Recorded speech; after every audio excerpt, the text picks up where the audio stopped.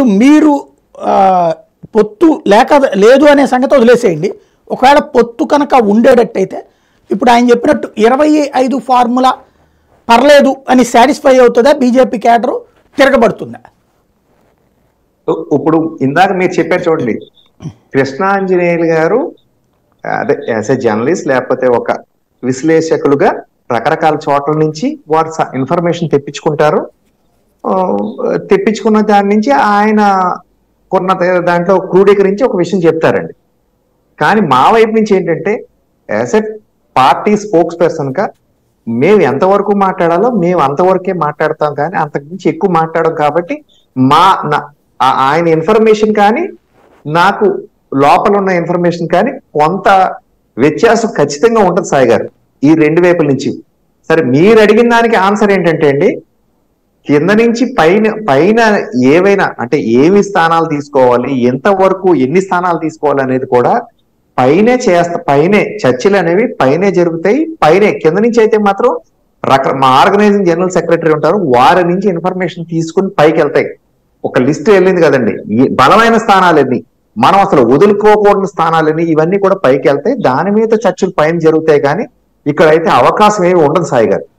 అంటే మీరు మామూలుగా ఒక సీనియర్ పార్టీ నాయకుడి కింద మీ కెపాసిటీ ఎంత అనుకుంటున్నారు చెప్పండి? మేము మాట్లాడకూడదండి.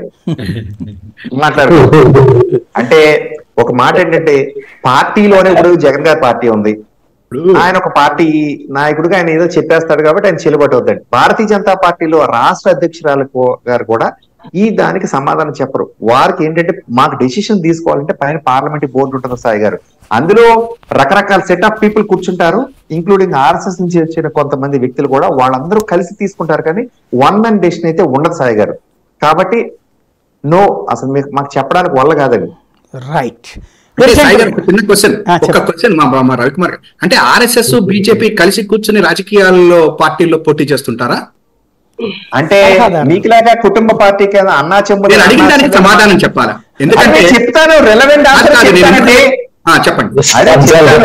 అన్నా చెమ్ములు సమాధానం చెప్పబోయా బాబు, కుటుంబం ఎందుకు నీకు ముందర నీకు సమాధానం చెప్పు.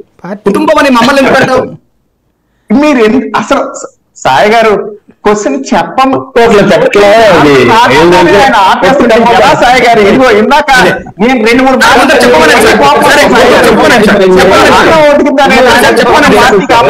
జనసేన పార్టీకి, నేను జనసేన తరపున మాట్లాడతాను, టీడీపీ గురించి ఏం మాట్లాడను కానీ, మరి ఇందాక ఈయన కోపం వచ్చింది కదా, ఈయన రకరకాల మాట్లాడారు కదా, చెప్పండి డైరెక్ట్ గా చెప్పండి. ఇప్పుడు సాయి గారు మా దాంట్లో మళ్ళీ మా గురించి చెప్తుంటే వారికి ఉండదు ఏంటంటే, కానీ మా దాంట్లో ప్రతి స్టేట్ కి ఆర్ఎస్ఎస్ నుంచి ఒక వ్యక్తి వస్తారండి, ప్రచారక్. వారు ఆర్గనైజింగ్ జనరల్ సెక్రటరీని, వారికి స్థానం ఉంటది, వారు స్టేట్ ప్రెసిడెంట్ తో కలిపి డెసిషన్ తీసుకుంటారు. అలాగే ఆల్ ఇండియా స్థాయిలో ఒక ఆర్గనైజింగ్ జనరల్ సెక్రటరీ, వారి కింద ఇంకో 4 joint organizing general secretary RSS నుంచి వచ్చి వీరు స్టేట్ ప్రెసిడెంట్ జాతీయ అధ్యక్షులతో కలిపి డెసిషన్ తీసుకుంటారండి. ఇది ఒక స్ట్రక్చర్. అలాగే పార్లమెంటరీ బోర్డు మెంబర్స్ కూడా ఉంటారు. ఇది మాకు అర్థం అవుతుంది, ఎవరెవరు ఉంటారు, కానీ మీకు అర్థం అవదు. మళ్ళీ నేను కుటుంబ పార్టీ అన్నారంటే, నేను కుటుంబ పార్టీ కాదు,